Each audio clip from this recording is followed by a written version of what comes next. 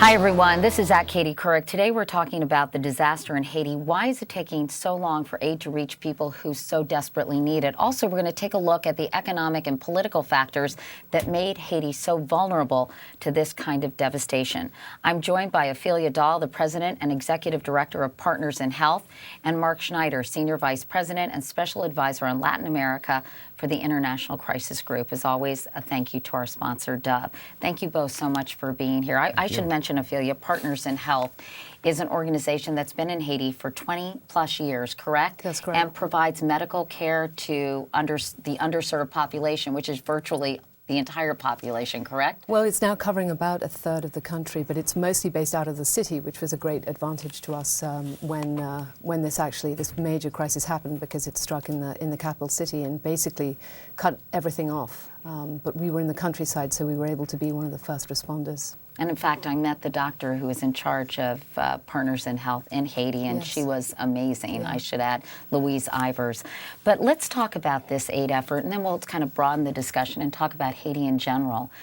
It seemed to me that while supplies were coming in at a pretty sort of consistent pace, ultimately, they were not being distributed out to the people, and the desperation was growing by the hour.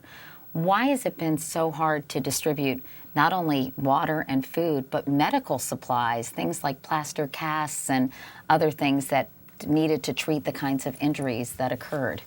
I think for the first few days, the medical supplies simply were not getting in, and those that were there were brought from other parts of the country, ran out very quickly. I mean, really a drop in the ocean. But now medical supplies are getting in, and they are getting to the places that they're supposed to get. But the enormity of this is we are sending down supplies as fast as we can. 5 planes yesterday, another 3 or 4 planes filled with thousands of pounds of medical supplies.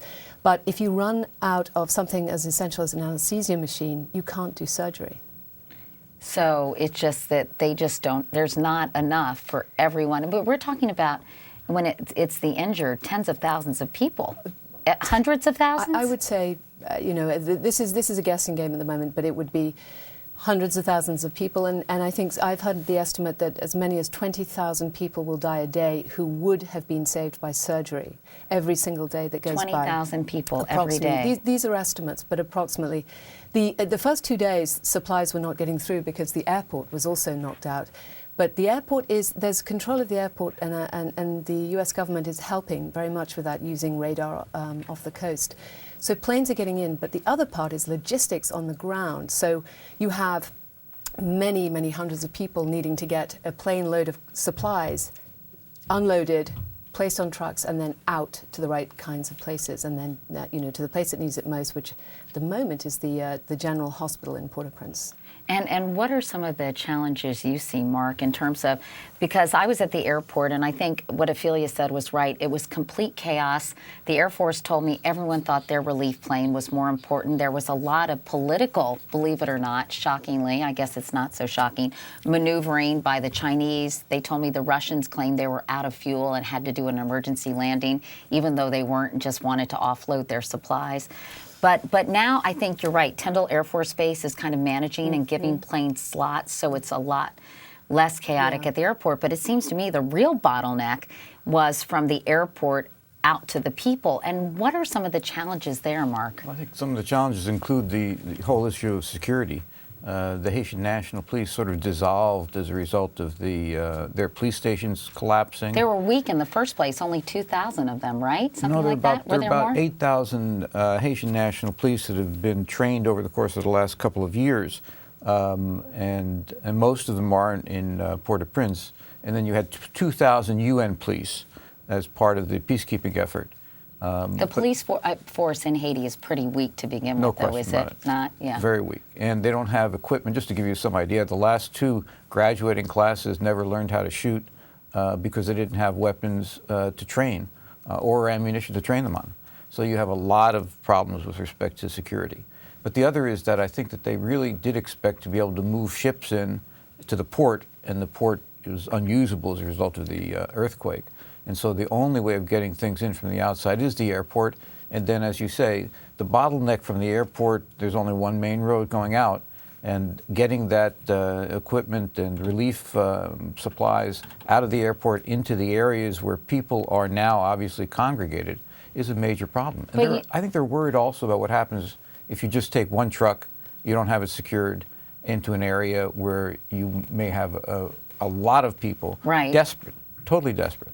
And I think that they're concerned about that situation. Some Air Force folks I spoke to were very frustrated. They said they were upset with USAID. They gave me the impression that USAID could not handle this situation. They weren't organized enough. I got the sense from sort of everyone on the tarmac, and I don't want to point fingers or play the blame game either, but that nobody was really in charge. In fact, a lot of people seemed to say that there was no, now who knows, because the country, there was no communication, it was pandemonium, but they wanted to do airdrops earlier. They wanted to drop water and food and MREs and all that kind of thing. But the Haitian government wouldn't let them do it because they were worried about riots. But they said they could do it in secure areas that were a little more remote and notify people that supplies were there. There were ways around it, they said. I have to tell you, though, generally, I know the USAID folks pretty well. This is the Office of Foreign Disaster Assistance. And they really are professional and capable. I'd be very surprised if they weren't, in fact, organized in terms of their own operations. Dropping things from planes is really not a good way to bring aid to anybody. And usually it results in the kind of pandemonium that you're talking about, that the government was concerned about. But I think also the U.S. And the UN were quite concerned as well. Of one thing, though, you have to step back and remember, this is the worst earthquake in the history, not only of the country, but in terms of number of people killed. This is the worst natural disaster in the history of the Western Hemisphere. And so in terms of responding to it, and helping it both immediate and in the longer term, you're going to see an absolute challenge for every institution, United States, UN, every organization. Is there a better way, though, to do it? Okay, let's say airdrops are a little too dangerous and may incite rioting. Is there a better way? Because I think we were talking before we actually sat down for real to have this conversation, and it also seems to me, having been there, every day makes the situation worse, more combustible. And, people were in shock and obviously understandably traumatized early on. But I felt like if they got some of the things they needed, it would kind of tamp down the situation. Now we're talking about almost a week without many of these people having food and water, and all these little babies running around. And you can understand how desperate the situation has become. So what could there have been a better way, I guess? I think the answer is that there's never going to be enough aid getting to the people who need it fast enough to satisfy anybody. And what they're talking about now is 14 areas that have presumably been secured where they can bring aid in it today as well. And have the 82nd Airborne there protecting it? Exactly. The 82nd Airborne and peacekeeping forces from the United Nations.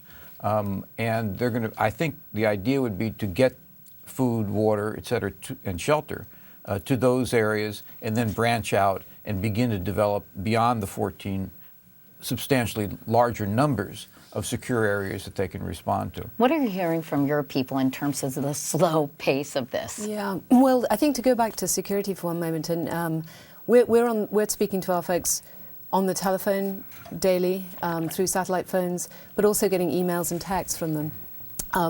There's no doubt that there are pockets of insecurity and areas that would be of concern around very limited resources and supplies. But the overwhelming message we're getting from our folks on the ground, both people who are not experienced with Haiti, but also those who are, is of the really extraordinary peacefulness and calm. Two of my colleagues said that the first 2 nights, the only noise coming from areas where there are 50,000 people lying in varying degrees of terrible distress, with cradling loved ones and everything else, is that of singing, of taking care of one another, of washing each other, of great comforting of a community not even taking care of only family members, but really taking care of one another. Are you starting to hear through Louise Ivers and other medical professionals on the ground that you're starting to get the things they need to take care of people, you know?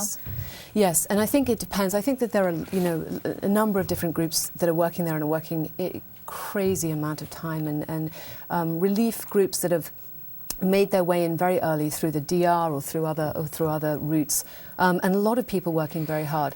The shortage has been the logistics around supplies. I think that there was a lot of desire to get planes in, and as you've already said, that there was chaos there to begin with. But the need is enormous, and getting supplies so that. To give you an idea of the General Hospital, we've been asked to coordinate logistics and medical care at the General Hospital. This isn't the University Hospital? This is the it is, because I went there, actually. Which is now 1,500 as of last night, so probably more like 2,000 patients are there. 80% of them in dire need of surgical care, so will need, you know, or will die very, very soon. They're lined up. They have 5 working ORs at the moment. They want to do 10, and they want to do round-the-clock care. So they're doing it in makeshift tents, and then we were getting urgent messages all day yesterday. We've run out of ketamine, so we would raise that? It's a drug that's used in anesthesia, and it's basically sometimes it's used for people who you can't. I believe I'm not an MD, but you can't necessarily anesthetize completely. It's a very powerful drug that sort of puts you out and takes away any memory of the pain. So it's a powerful part of anesthesia. Because they have to do a lot of amputations. They're doing amputations. I mean, one colleague who is a very seasoned doctor in Haiti said to me that the smell of death and the sound of amputations is something that's not going to leave his head for a long time. But they'd like to get 10 ORs going there, and then having round the clock. So, you know, you need fuel, and you need cash, and you need food and water for the people who are providing the care, and then the patients as well. You also have a major problem in terms of the fuel, not only for the medical facilities, but simply to move vehicles around. Yeah, you know, there were lines at gas stations, and I guess, you know, if they don't have the electricity that makes the generators go, they can't pump the gas, right? That's right. So are they bringing fuel in? They're bringing fuel from the Dominican Republic. The United Nations is bringing in, the U.S. is bringing in as well. My understanding was that they had a shipment on the way. USAID puts out a daily, twice a day sort of report. They and the UN, the Office of Coordination for Humanitarian Relief, and I forget the numbers, but a substantial amount of fuel they're trying to bring in right now. And I think the idea is to at least ensure that you're getting some of those generators that continue to operate in the medical facilities. It's not just the General Hospital, but there's several other hospitals that are functioning. And they've got to get those, and there are all maintain these, them. you know, I met the BFAST team from Belgium, and they were amazing. They got there in 24 hours. They were set up in the lab, right in front of the lab next to the University Hospital. And, you know, I had this harrowing experience, I mean, obviously, you can't compare it to what everyone's going through, where this little boy was screaming, and the doctor looked at me, Ophelia, and he said, "Can you get us some plaster casts?" And I'm thinking, I'm in the middle of Haiti. I would love to get you plaster casts. Where do I get plaster casts? I said. And he said, "I don't know, just get them." And it was actually, I felt so helpless. And it was very frustrating for him, clearly, because I guess fractures, I'm not a doctor, obviously, but you need to take care of broken limbs pretty quickly, right? What happens if you don't? Well, blood loss, first of all. I mean, there's a lot of open wounds and terrible, complicated fractures. And then secondary, you know, wound infections that will kill people very quickly, particularly those that are already vulnerable and have had no... You mean open wounds? Or what about if you just have a broken leg? Broken leg is bad enough, but most of the wounds that we're hearing reports of are open wounds. Gashes. Open wounds with open fractures, meaning the fracture is so complicated. Fracture. Yeah, and head injuries. I can't tell you how many people. I saw this 17-year-old girl in a tent set up with Doctors Without Borders. I mean, bless her heart, she was completely swollen. Her head, I think, had partially been shaved off. She was sitting there, and it was Friday morning, and there was no doctors in these tents set up by Doctors Without Borders. And I'm not being critical. It was just so maddening to me. And this poor woman was just sitting there waiting, and her cousin had been said she couldn't walk. She'd been paralyzed. If you think about the death toll being perhaps reaching 100,000, then you have to assume that the number of injured is a multiple of that. And there's just no capacity in Haiti. Even if there hadn't been anything destroyed, there was no capacity in Haiti to deal with that. Can we talk about that? Because, you know, of course, you think this is obviously compounding a very, very difficult society to begin with that has so little, no fire department, no military, the police terribly ill-equipped to handle really any kind of emergency. There's no systemic infrastructure, not to mention physical infrastructure in that country. How did Haiti get to be such a mess? I know that is like a ridiculously broad question, but I know there are many factors. Can you put it into perspective for us? If you think about, this is a country that was created as a result of slaves revolting against the control of colonial powers. The French. The French. And they never really were able to move away from to have a functioning state in an effective way. Remember, the United States occupied Haiti for a significant number of years. Like, that was sort of 1915, 1933. Right. I mean, 18 years. Then, and then after that, you had the Papa Doc Duvalier dictatorship, followed by the Sun. And so you really didn't have the beginnings of any kind of a representative government until the late 1980s. And since then, you're trying to put together not only ministries, but you're trying to put together a nationwide system of governance that might be effective. And it's obviously a very difficult process. Let me just give you one. The thing that always struck me when I've been going to Haiti for a long time is that still today, at least 40% of the school children, this is before the earthquake, and before the hurricanes 18 months ago, 40% of the school children are not in school. Of those who are, 80% are in private schools with almost no regulation. So you don't have a public education system. I know, it's so shocking. I mean, I guess it's not shocking because what kind of tax base do they have to support it? Well, that's part of it, but also the fact is that there's a very narrow economic elite that has not wanted to expand that tax base. And as a result, you have a lot of tax evasion, even where the tax rate is very, very low. So the ability of the state to provide services, education, health, is virtually nil. Yeah. And that's what has to be, the idea that people were moving to was you need to change that. And last year you had a poverty reduction strategy. Everybody agreed to it. Things were moving. And then Haiti gets hit with this kind of natural disaster. There's going to have to be, and I think people need to recognize this, there's going to have to be the largest ever support program, development program, assistance program, private sector support, governments for a single country in the Western Hemisphere ever. And this upper class needs to change. And the upper class because I kept needs to reading participate. time and time again that there was sort of no culture of helping the underclass in Haiti, and in fact, it was the desired thing to oppress the underclass of Haiti and to not lift them out of poverty in any way.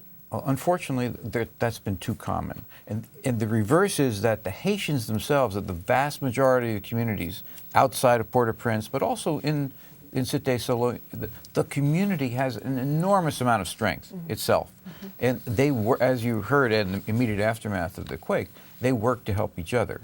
And what you need now is you need a social compact that engages the rest of Haiti, the private sector, the elite as well, in participating in an effort to rebuild the country. The U.S. has tried, hasn't it, Mark? I mean, they've been involved in Haiti for a long time, but it seems to me with very mixed results. Is that a fair assessment? I mean, I've been heavily involved in that, and there's no question that we have not achieved what anyone wanted. And part of it is you have a few years of massive engagement, and then attention drifts, other things intervene, and the U.S. steps back. And that's what's happened over the course of the past 8 years, really. And I think that what you saw was, as a result, you wound up with as you know, President Aristide forced to leave in 2004. Yeah, well, tell me again why Aristide was forced to leave, because I'm confused about that. Well, there were a lot of reports and there was significant opposition. There were groups that moved into the country that where there was a possibility of a lot of violence, and he was convinced to leave. And that's when you had a transition from 2004. Convinced by whom? Convinced by the international community, the United States part of that, France, etc. But why? Because they felt that at least they argued, whether they believed it or not, they argued that if he stayed, there was going to be widespread violence and bloodshed. And there was a... But because there was just an uprising, or there was an uprising, and there were people, organized groups with arms coming from outside the country as well. So it was to stave off a coup. That was the argument, and as a result, he left, and you then had a 2-year transition until the election of President Preval in 2006. I think there were many factors also, and I'm sure Mark will agree, that helped to destabilize the democratically elected President Aristide, including the fact that aid was very, very, it was basically restricted. A trickle and restricted. So, for why? Well, if you look at the aid that flowed during the dictatorships, true dictatorships of the Duvaliers and for decades, it was almost a free-flowing aid. And I first went to Haiti in 1983 when Baby Doc was in power. And there was enormous amounts of U.S. aid and aid from other countries that was flowing there. When it entered a period of fragility around trying to elect its own leader, so if you imagine that 10% at the very most, I should say, of the country is a literate and moneyed elite, and the rest of the country are either the urban poor or the landless poor, most of them in rural Haiti. So for the first time when Aristide came to power, or came to be recognized, was elected overwhelmingly by a majority of people who walked for hours, if not days, to be able to elect him. So the destabilizing of this president, although very controversial, and I recognize that, was I think helped by forces larger, certainly the elite force within Haiti that wields most of the power. So they didn't like him because he was popular with the masses? Well, they felt that he was anti-business, the leftist, etc. Remember, he was overthrown the first time that he was elected by the military, and finally the OAS and the UN and the US and others attempted to bring him back. They did. President Clinton came in, and he was returned, and a year and a half later you had the election of President Preval the first time. And then when Aristide was re-elected in 2000, then there was a change in administration here, and you had a polarization in terms of support for Haiti, and as we've heard, aid was restricted. What about, which seems crazy to me, that the aid was restricted at a time when they had a chance to? Well, I can only surmise that it's in order to destabilize. I mean, I'm in Haiti frequently too, and I can remember times where but it takes very little to destabilize, cut off aid, and then you have important life-saving supplies for people, like kerosene, so that they can have a lamp in their hut at night. Now, if you stop subsidies, and you suddenly have a family that can't even afford this much kerosene, and they say, this darn government, you can do all kinds of things that will undermine somebody's ability to govern a country well. I mean, you have to again go back to the level of poverty in the country, the lack of resources, the lack of institutions. You mentioned earlier, 80% of the population lives on less than $2 a day, 50% on less than $1 a day. The statistics in Haiti are daunting. Just maternal mortality, it's 70 times worse than the United States. 1 out of every 8 children die before they reach the age of 5. I mean, the life expectancy too, isn't it just 53 or something like that? Exactly, and there has never been an extension of services outside the capital city in a way to provide basic education and health and opportunity. And I think there's no Haitian dream. I feel like you're born in poverty and you die in poverty for the most part. Is there a chance to get your way out? You were talking about lack of education. I actually think there was a beginning that was taking place of hope. Yes. And Preval's used this term for his movement, l'espoir. And I think the fact is that over the last couple of years, you'd seen some movement forward. not only the beginning of some private investment, but some reforms on the police that seem to be creating a non-corrupt police force for the first time. Last year, 60% of the population said they approved of the Haitian National Police. And this is the first time that I can remember ever anybody talking about Haitian police in a positive way. Even making sure that there is the kind of support, so that you have to have, one of the things that Paul Farmer's been doing recently is working as the UN Deputy Special Envoy, precisely for this reason. I mean, 25 years in Haiti, as Partners in Health has been there, you create some deep roots, and and you learn a lot. Hopefully, you learn a lot, and we've learned over the years that actually trying to strengthen the public sector rather than creating just separate charity hospitals has been very key. So, finding ways to support a government and the ministries, especially in rebuilding this country now, is going to be absolutely essential. And rebuilding in a way that is safe. You know, the mayor of Port-au-Prince, I guess the school collapsed, right? Not, Yes. a year ago? 100. And he said 60% of the buildings in Port-au-Prince are substandard, shabby, and could not withstand. Yeah. I mean, I guess they don't have zoning laws or building codes, They right? don't have building codes, and they just started to prepare new ones, but they don't have a mechanism for enforcing them. When I went there about, 10, 12 years ago, I remember going to with the Minister of Education to one of the few public schools in Port-au-Prince, and on the second floor, he wanted me to see the classroom, and I went to the classroom, and then I looked down. I could look through the floor to the first floor. It was just little slats of wood with no support.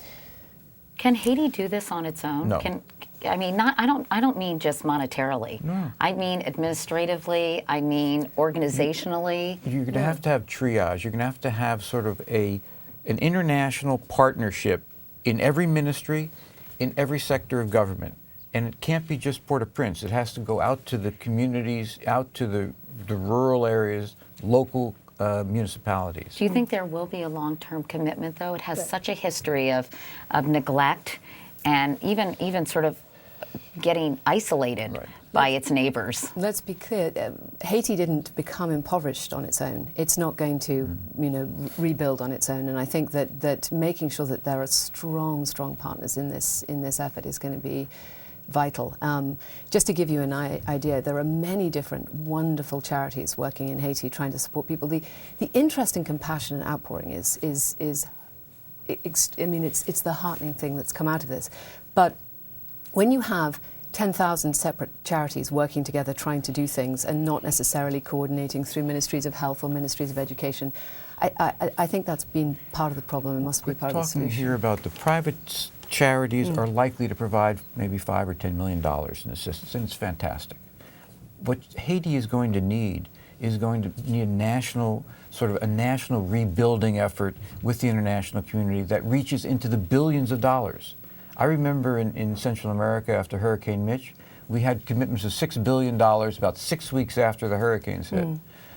You're talking about the need for several times that. Yeah.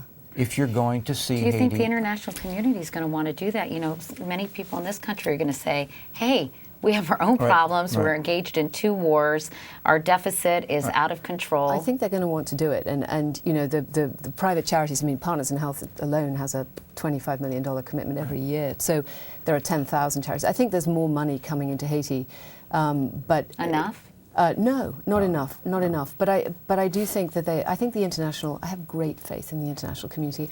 I think it's going to see this as a chance to rebuild I hope a so. foundation. President Obama said something yesterday when he issued an executive order that essentially called up some of the reserves to work in Haiti, military reserves and Coast Guard. And he said that this is going to be a long-term commitment and we're not going to abandon Haiti. And my assumption is that President Obama, other heads of state, along with Secretary General, are going to have to come together in the next, and I'm talking a couple of weeks, to set in motion a plan for reaching some kind of agreement on a single strategy. The point that you made is crucial. You have to have a coordinated effort, and there has to be a single strategy. Who's in charge of that effort? I mean, it's got to be the United Nations with support from the United States, the World Bank, and others, but there has to be a single coordination point for this effort. Let me ask you about some Twitter questions. I'm going over my allotted time, but I think this is so important. You know, I think we were talking about international aid, and I know a lot of people want to help. But I think some people are concerned because of the history of corruption. I'm trying to find this specific question. Well, I'm just going to actually rephrase this Twitter question because I know we had one. They're afraid that the money's not going to get to the place it needs because they hear so much about government corruption. So what are some of the best ways to help immediately or even help for the long term? Two things. One, immediately, is if you want to strengthen the education system, what Brazil did, what Mexico's done, conditional cash transfers. You get the money directly to the family, and you say, you get the money every month, you just have to keep your kids in school. That's one way. The other. But how do you find these families? How do you kind of team up with these families? The way that you do this is you essentially have in every community, sort of block by block and neighborhood by neighborhood, you have a mechanism for ensuring that they know that if they go to this bank or they go to this But local, what I'm saying is, if somebody's listening to this, Mark, they're like, okay, well, how do I do that? Who do I call? Who do I make the arrangements with? Hopefully the international community is going to make the arrangements to get the money into the system in Haiti, and then they'll set up a system like exists now in Brazil, where you go into a central place, like going to the post office. And each month you get it, you just have to show that your child's at school. I'd add that, you know, corruption and a bit like the security can be a door-closing argument rather than a door-opening argument. We mustn't let the idea of a fragile security in Port-au-Prince be a reason not to provide aid. And the corruption is everywhere. I've worked in Haiti for a long time. We have 4,000 employees and $25 million going in there. 2.6 million patient visits every year. Corruption does not seem to be the overriding factor here. Pockets of violence, pockets of corruption, same as in the United States, same as in any. One other way to do it is if you have a single fund that's managed, let's say, by the UN, and partnered with the Haitian ministry, you could see that whenever you sign a contract, you have to have two signatures on it. We did this in Liberia with the World Bank. We've done it, actually we did it after Hurricane Mitch in Honduras, which is a country known for corruption. But in fact, that aid got to the people. And it got to the people in terms of rebuilding infrastructure. Remember, in Haiti, you're going to have to rebuild an enormous amount of infrastructure, in some cases for the first time. What about immediate help? Is it the International Red Cross, Partners in Health, any other organizations that you feel are really critical? There's no question that there are a lot of good relief groups out there. There's no question. But having and they should be supported and it's going to need. The need so outstrips the response, although the response has been fantastic. So there are a lot of organizations. But having deep roots in a country and having 4,000 employees is a very good way to be able to help to coordination and not being based in the capital city. Partners in Health is a guiding principle of something we call accompaniment. We do it with patients. It's the way we've been able to treat patients, and we've done it with most of the trained doctors and nurses that have come from the general hospital. I think that we need to take that principle of accompaniment even further. We as an organization are being accompanied by the generous people who are giving us money.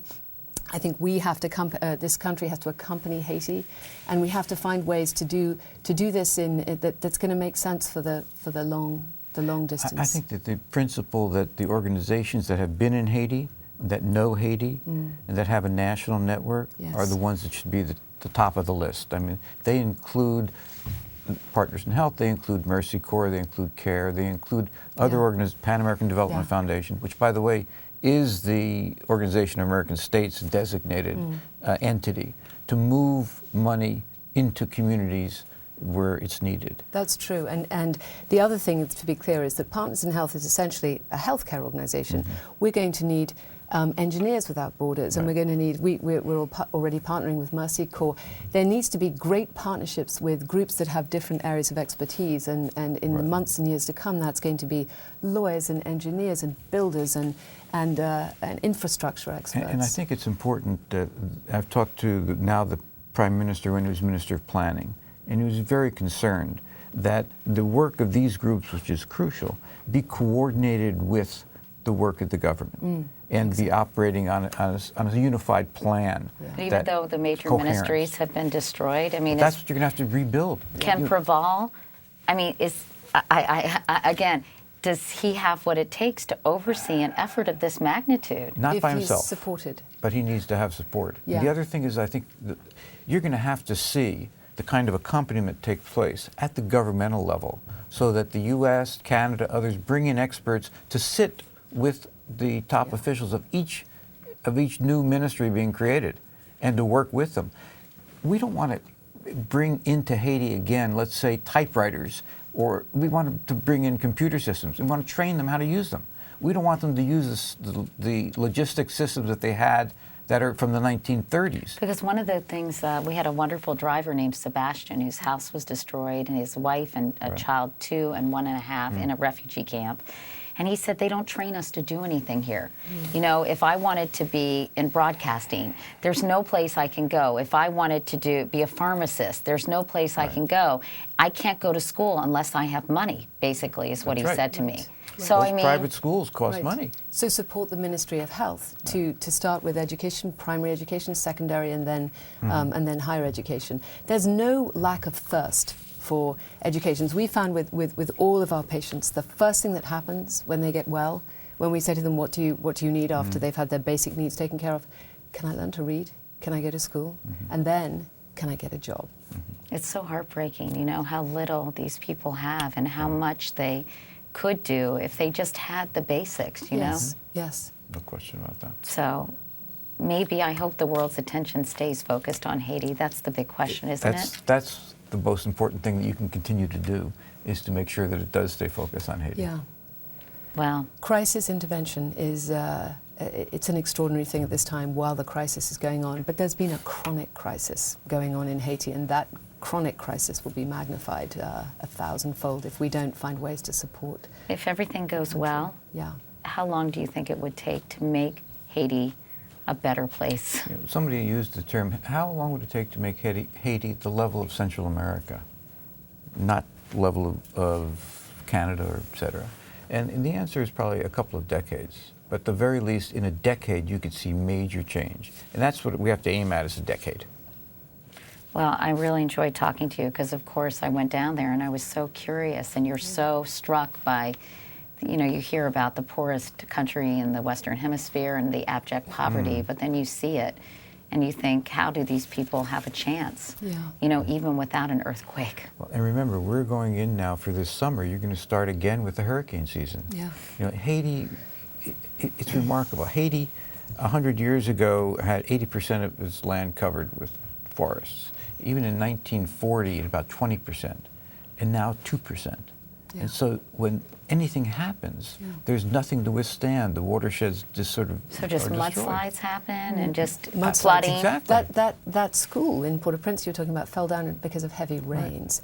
The you know, President Clinton used the phrase after the hurricanes about building back better. So taking care of the resources and the deforestation and all of those kinds of things at this point will be important to making this move. And one of the keys is Haiti uses charcoal for all of its cooking fuel. Right. But it also uses charcoal for dry cleaners, for laundries, for bakeries. Every small business, they use charcoal as their fuel. That has to be changed. Yeah. There just has to be some way of getting out of that sort of cycle of destruction of the trees in the country. That will help food security as well. That another chronic problem in Haiti. I mean, How so? well, if you've got a population that are desperately trying to find fuel to be able to you know, cook one if they're lucky. I mean, most people. This is a country that is making where people in the countryside are making mud cookies, and they're making food out of dirt. So you know, making sure that there are trees and that there's investment in agricultural efforts will be very, very important. Fuel and food security. Right. And the other is that as this plan for reconstruction takes place, one of the most important things it can do is make sure that the investments are not just in Port-au-Prince, but that they're around the country, that creating regional poles of development, that permit then those localities to have a market near their farms, and that then act as a brake on people drifting into Port-au-Prince, because that's where all of the resources and jobs are. What you need to do now is try and change that. This is an opportunity, in a sense, to do that. So overwhelming, but doable ultimately. I don't think we have any other choice except to try. I say it's doable. All right, Ophelia Dahl and Mark Schneider, both of you, thank you so much. I really appreciate your time. Hopefully some people will watch and become more interested in helping Haiti and understand the country better. That was our goal. And to find out how you can help the people of Haiti, you can go to cbsnews.com and click on how you can help. Thank you so much for watching, and stay with CBS News for continuing coverage of this disaster. And now stay tuned for a message from our sponsor, Dove.